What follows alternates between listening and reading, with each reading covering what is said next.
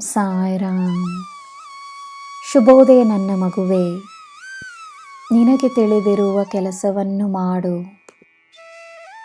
ನಿನಗೆ ಸಂತೋಷವನ್ನು ನೀಡುವ, ನಿನ್ನಲ್ಲಿ ಶಾಂತಿಯನ್ನುಂಟು ಮಾಡುವ ಕಾರ್ಯವನ್ನು ಮಾಡು. ಯಾರು ಏನು ಹೇಳಿದರೇನು, ಒಳ್ಳೆಯದನ್ನು ಮಾಡು. ಯಾರು ಹೇಗೆ ಎಂಬುದು ನಿನ್ನ ಚಿಂತೆಯಾಗಿರಬಾರದು. ನೀನು ಯಾರೆಂದು ತಿಳಿದುಕೋ. ನಿನ್ನಲ್ಲಿರುವ ನನ್ನ ಶಕ್ತಿಯನ್ನು ಗುರುತಿಸು. ನೀನೆಲ್ಲಿರುವೆ ಎಂಬುದಕ್ಕಿಂತ ನೀನು ಏನು ಮಾಡುತ್ತಿರುವೆ ಎಂಬುದೇ ಬಹಳ ಮುಖ್ಯ. ಎಲ್ಲೇ ಇದ್ದರೂ ಒಳ್ಳೆಯದನ್ನು ಮಾಡು, ಎಲ್ಲ ಒಳ್ಳೆಯದಾಗುತ್ತದೆ.